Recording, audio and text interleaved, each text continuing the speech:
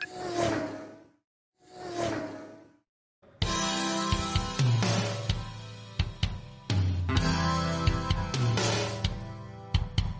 super spectacular specialist shuttle. Let's get together for a huddle, but not too close, got to keep the bubble. Let's start learning, come on, let's hustle. We fit together like a puzzle. Library, music, art, PE. It's the super spectacular specialist shuttle.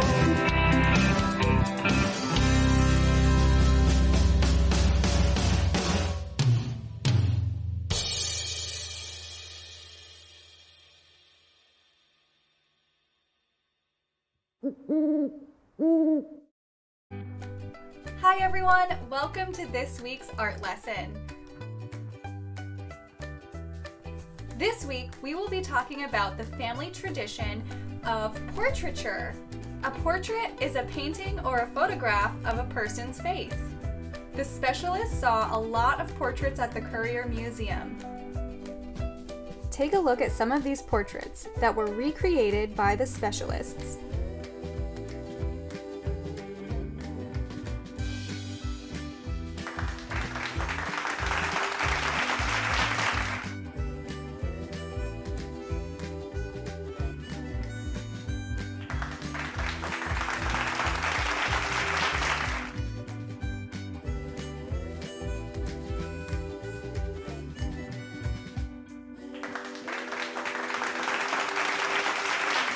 This week, during our art lesson, you will learn about a person that created one of the most famous portraits in the world. Portraits started out as paintings. They were often created to show nobility, status, and power. But in the late 1800s, photography became a very convenient way that every kind of person could capture their portraits, especially families. I'm sure that you have lots of family portraits in your home. Maybe you have a photo album that has lots of pictures of different people in your family from a long time ago.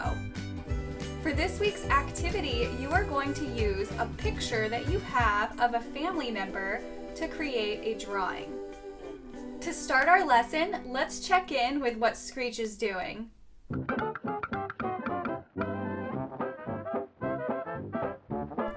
I wonder what Screech will make today.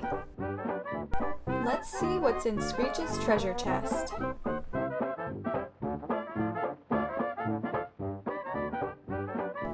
He has a crayon, a pencil, a marker, and a photo of his grandfather.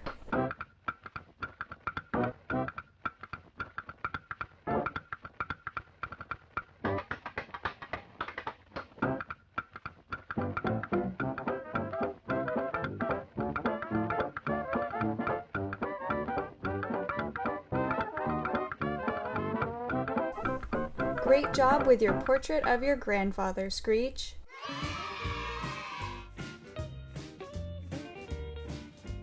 Welcome to Vocab with Van Gogh. Our word this week is proportion.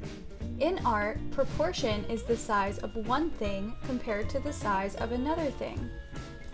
When you are creating a portrait, proportion is very important.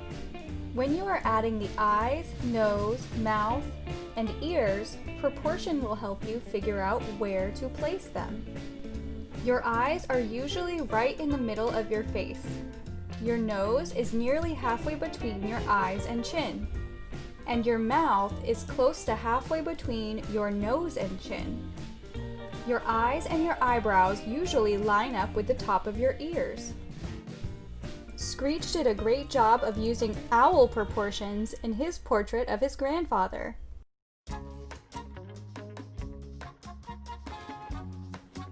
Welcome to Salvador's Sillies. Which barnyard animal is a famous painter?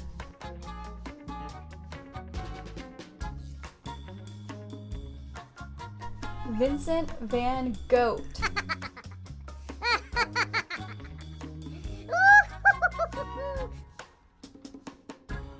Why was the artist afraid he might go to jail?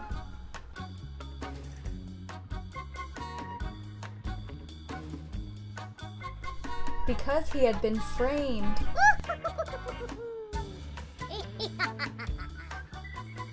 What did the artist draw before he went to bed?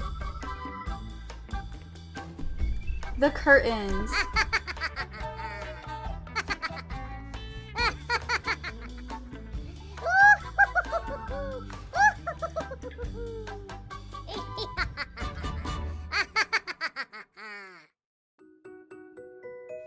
Welcome to Frida's Fellow Artists. The artist you will learn about this week is Leonardo da Vinci. He was born on April 15th, 1452. You have probably seen his most famous work, the Mona Lisa. He lived during the Renaissance era. Here are some of his well-known paintings.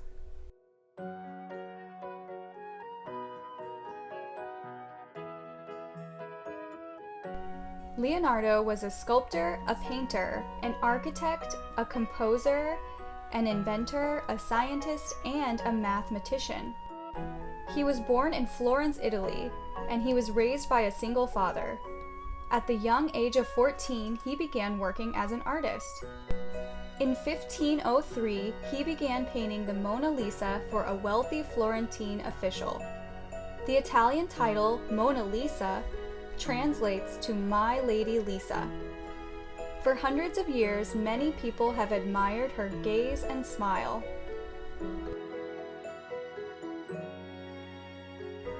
The painting even has its own mailbox at the Louvre because of all of the love letters that she receives. While he was painting her portrait, Leonardo had people play music and sing for her to keep her smiling. What kind of music do you think she listened to? Just like the musical genius Mr. Allwarden, Leonardo was also a music composer, and he played a number of musical instruments, including a string instrument called the lyre. He even designed a silver lyre in the shape of a horse's head.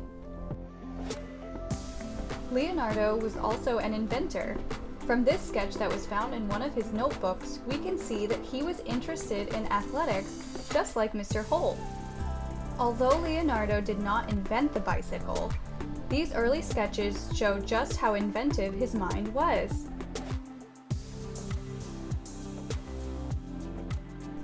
It seems like Leonardo's talents are endless. Just like Mrs. Strauss, he loved to read and write. He was actually a poet. In this poem he says, "Painting is poetry that is seen rather than felt, and poetry is painting that is felt rather than seen." Leonardo was left-handed, and he wrote with pen and ink.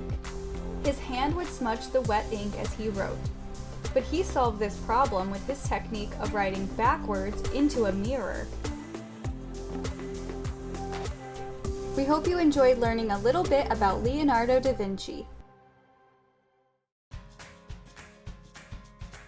Welcome to Monet's Maker Station. For this activity, you will need a white piece of paper, a pencil for drawing, and any coloring materials you have if you want to add color.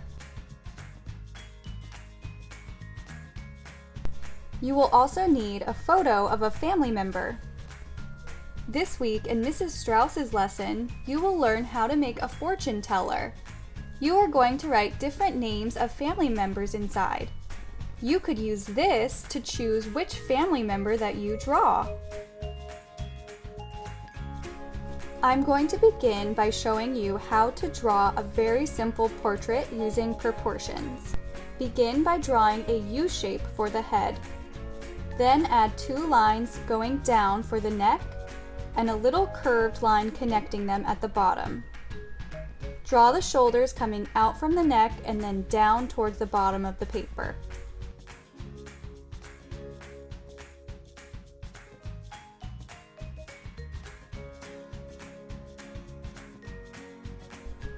Near the top of the U, draw 2 curved lines for the ears. At the top of the U, you're going to draw the shape of the hairline. Then you're going to draw the top of the head and the rest of the hair.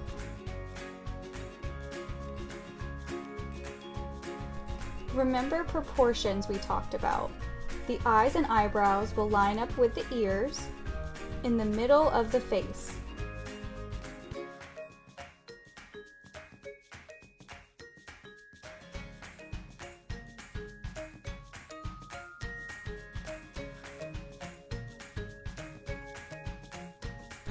The nose will be about halfway between the eyes and the chin.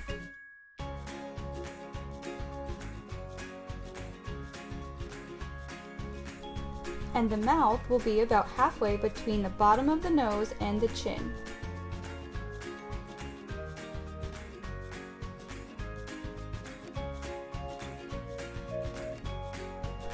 Don't forget the eyebrows. Before you draw a family member, you could practice these steps by drawing yourself or a friend in your class. Now I'm going to do a couple of examples using some family portraits that I have. This is a picture of my grandfather. He is my mom's dad. I'm beginning by adding this oval shape. Many photos from a long time ago have these ovals around the person in the photograph.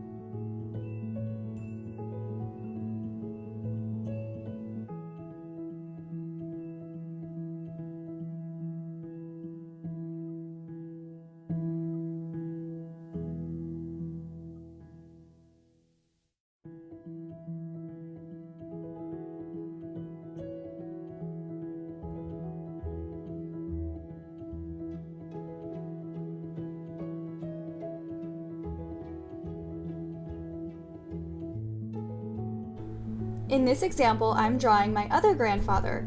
This is my dad's dad.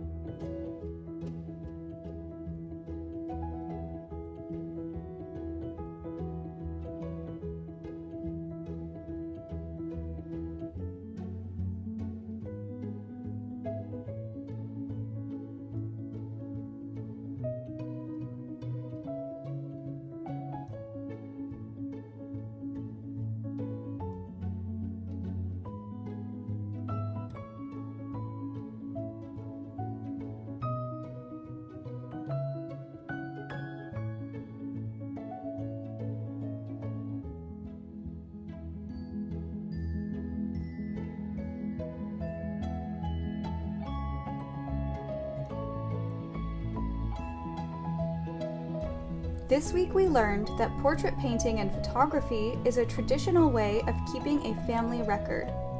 Leonardo da Vinci was an Italian Renaissance artist who painted the portrait called Mona Lisa. And proportion helps us know where and how to place things in our artwork. To reflect, think about these questions. What is a portrait? Aside from being an artist, what other talents did Leonardo da Vinci have? Is it important to think about proportion when you are making a portrait? We hope you had fun! We'll see you next time!